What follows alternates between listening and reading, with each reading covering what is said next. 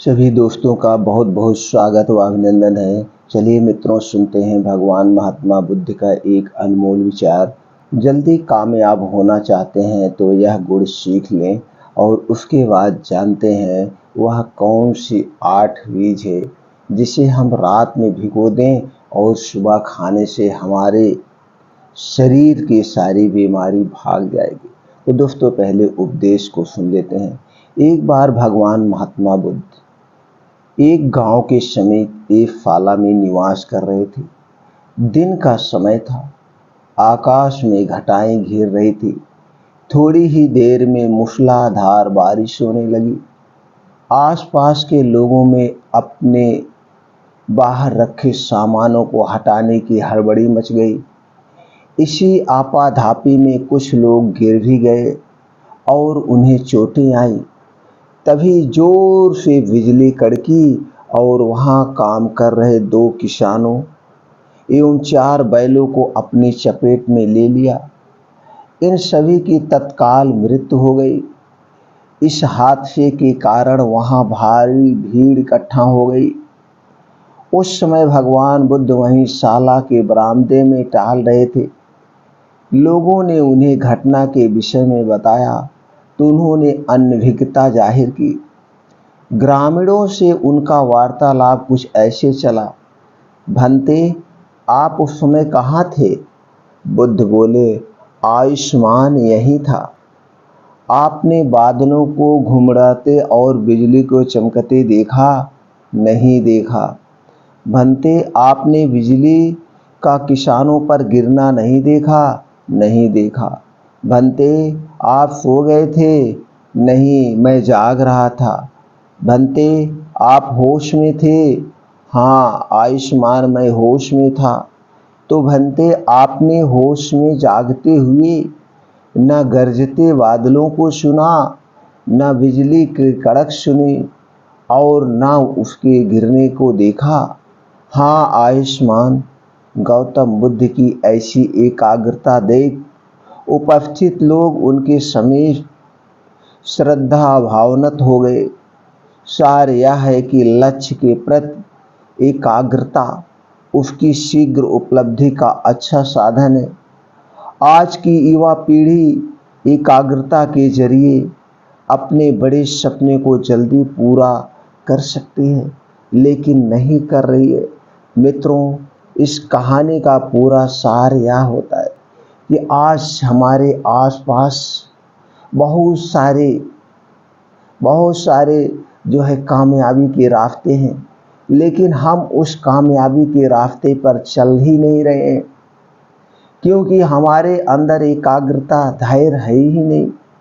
कोई भी काम हम करते हैं, किसी भी बिजनेस को हम करते हैं, कुछ दिन करने के बाद अगर हमें उसमें सफलता नहीं मिलती है तो हम उस काम को बीच रास्ते में आधा अधूरा छोड़ देते हैं और अपने को असफल समझ लेते हैं।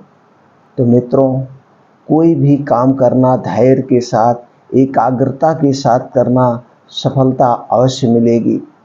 आज ये सोच रहा कि इसी पृथ्वी पर कितने लोग हैं एकदम गरीब परिवार से निकले हैं और आज वो इतिहास रचे हैं, उनका भी नाम है।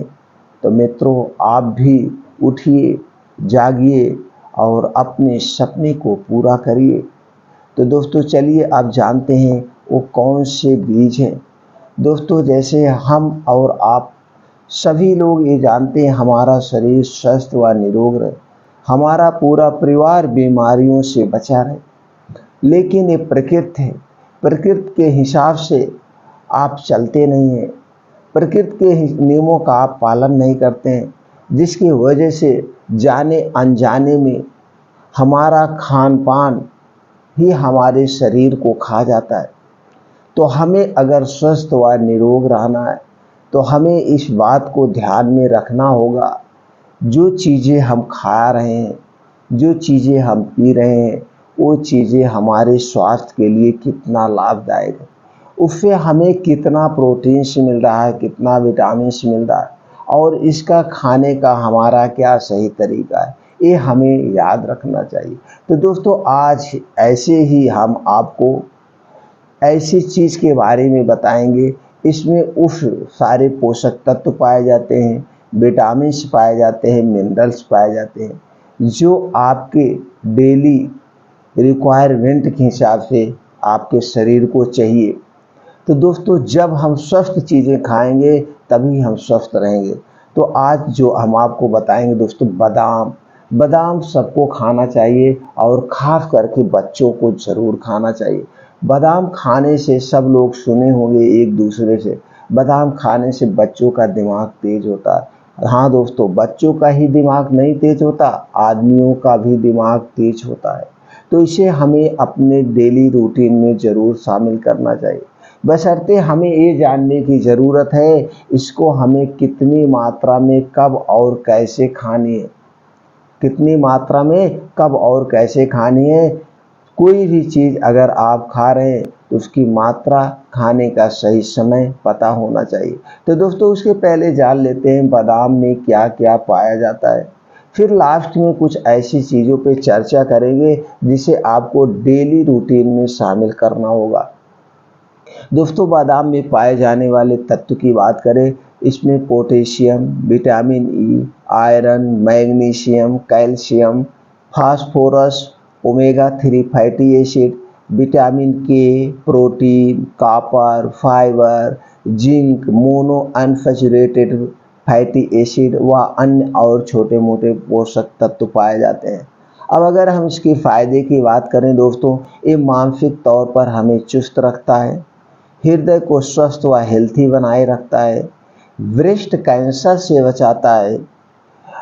दोस्तों ब्रेस्ट कैंसर सूजन को भी कम करने में सहायक, वजन को कम करने में सहायक, कैंसर से भी बचाता है, मधुमेह रोग से बचाए, कोलेस्ट्रॉल को नियंत्रित करने में सहायक, आँखों की रोशनी बढ़ाता है, एंटीऑक्सीडेंट के प्रमुख स्रोत है, शरीर में ऊर्जा का स्तर बढ़ाए, पाचन को मजबूत बनाता है, दोस्तों हड्डियों को भी स्ट्रांग बनाकर उसे मजबूत बनाता है, पोषक तत्वों का एक खजाना है, त्वचा के लिए लाभकारी और बालों को स्वस्थ व काला बना के रखता है।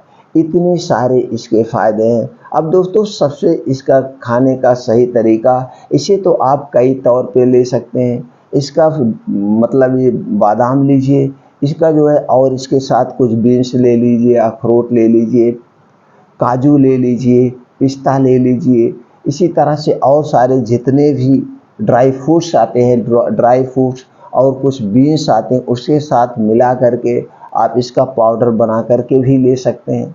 इसे आप खीर में डाल के ले सकते हैं, मिठाई में डाल के ले सकते हैं, बहुत तरीके से इसे आप प्रयोग में ले सकते हैं। लेकिन सबसे जो बढ़िया तरीका है वो तरीका है दोस्तों, रात को खाते भिगो दीजिए, रात में इसे भिगो दीजिए और सुबह इसे आप खा लेंगे। भिगो करके खाने के बहुत सारे फायदे हैं दोस्तों। जब इसे रात में आप भिगोते हैं तो जो इसके अंदर गर्मी है वो गर्मी निकल जाते हैं, वो जो विषैले तत्व हैं वो निकल जाते हैं। जब भी भिगोइएगा इसे मिट्टी के बर्तन में भिगोना। मिट्टी को बर्तन में भिगोने के भी बहुत सारे रीजन हैं। जब इसे मिट्टी के बर्तन में आप भिगोते हैं तो इसमें जो विषैले तत्व पाए जाते हैं मिट्टी अपनी तरफ सोख लेती है, सोख लेते।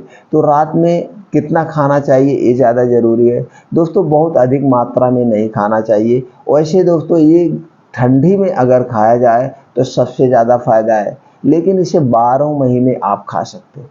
और याद रखिएगा बादाम 2 टाइप की मिलती है मार्केट में, एक खट्टी होती है, एक मीठी बादाम होती है। खट्टी बादाम में दोस्तों पाया जाता है साइनाइड टाइप का पॉइजन, इसलिए जब भी आप बादाम को खरीदना, बादाम चेक करके खरीदना, बादाम हमेशा मीठी वाली ही लेना। तो रात में भिगो करके कितना लेना चाहिए, अगर आप हमेशा खा रहे हैं और आप 10 साल के ऊपर हैं तो 6 से 7 बादाम डेली लेना चाहिए। 6 से 7 बादाम को रात में भिगो दीजिए और सुबह इसे खाली पेट आप जब योगा एक्सरसाइज करने के बाद इसे खाली पेट ऐसे बैठ के चबा चबा के खा लेना है। बस इतना याद रखना है, जब इसे खाना 1 गिलास पानी भी नहीं पीना है, कुछ भी खाना पीना नहीं, इस बात का हमेशा याद रखना, 1 घंटे तक आपको कुछ भी नहीं खाना पीना है। अब दोस्तों इस तरीके से आप ले सकते हैं। जो बच्चे हैं, आप बच्चे को 1 साल के ऊपर के, 1.5 साल 2 साल के ऊपर के बच्चों को भी दे सकते हैं। तब उस समय आपको 2 से 3 देना है, ज़्यादा नहीं देना है। जैसे-जैसे उम्र हो बढ़ेगी आप उस हिसाब से ले सकते हैं। और इस पे भी डिपेंड करता है कि आप मेहनत कैसे कर रहे हैं। आप ज़्यादा योगा कर रहे हैं, आप फिटनेस सेंटर में जा रहे हैं, आप एक रेसर हैं, रोज़ दौड़ लगाते हैं, फिजिकल वर्क ज़्यादा करते हैं तो 8 से 10 खा सकते हैं, 11 से 12 खा सकते हैं, लेकिन ज़्यादा मात्रा में मत लेना। तो दोस्तों इस हिसाब से आप इस बादाम को खा करके इसके सारे पोषक तत्वों को ले सकते हैं और आप कई ढेर सारी बीमारियों से बचे रह सकते हैं। अब दोस्तों जानते हैं, अगर आपको बीमारियों से बचना है तो कुछ प्राकृतिक नियम है। ये हमारा शरीर जो है हमारे प्रकृति के हिसाब से बना है। अब हमारे शरीर में प्रकृति के हिसाब से 3 दोष भी पाए जाते हैं। 3 दोष, कौन से 3 दोष होते हैं? वात दोष, पित्त दोष और कफ दोष। इस 3 दोष को आप बैलेंस करके रखिए, आपके शरीर में कभी कोई बीमारी नहीं होगी। इन्हीं 3 दोषों की वजह से आपके शरीर में बीमारी होती है। वात दोष आपके सुबह के खाने पे डिपेंड करता है, इसलिए आपका सुबह का खाना सात्विक पौष्टिक खाना हमेशा हो। सात्विक पौष्टिक खाना होना चाहिए और सुबह के खाने में तली भुनी चीज़ों का प्रयोग कभी मत करना। तली भुनी चीज़ों का प्रयोग कभी मत करना। और दूसरा है दोस्तों पित्त दोष। पित्त दोष आपके दोपहर के खाने से होता है, तो दोपहर में खाने में हमेशा आप जो है दोस्तों अजवाइन का प्रयोग करना। अजवाइन अजवाइन पित्त दोष नाशक है। और शाम के खाने में आपका मेथी दाना का प्रयोग करना। जो भी सब्जी आपको बन रही उस सब्जी में मेथी दाना जरूर होना चाहिए। मेथी दाना कफ नाशक है, कफ नाशक है और रात के खाने में ही कफ बनता है। तो कफ दोष से बचना है तो आपको रात के खाने में मेथी और शाम दिन बैठने के बाद ऐसी चीज़ें नहीं खाना है जो कि कफ को बढ़ाते हैं। कोई भी ठंडी वस्तु आपको नहीं लेना है, आइसक्रीम, ठंडा पानी या कुछ भी दिन बैठने के बाद आपको नहीं लेना है, नहीं तो आपका कफ दोष बढ़ेगा। और जब कफ दोष बढ़ता है तो शरीर में कफ से संबंधित सारी बीमारियां उत्पन्न होती हैं। अब कफ से संबंधित जैसे आपका दमा, खांसी, अस्थमा, एलर्जी, टीबी या कफ से जितनी भी रिलेटेड बीमारियां हैं इस शाम के खाने पर डिपेंड होती है। तो इस बात का आपको हमेशा याद रखना है दोस्तों। इस तरह से इसे यूज करके आप स्वस्थ और निरोग रह सकते हैं।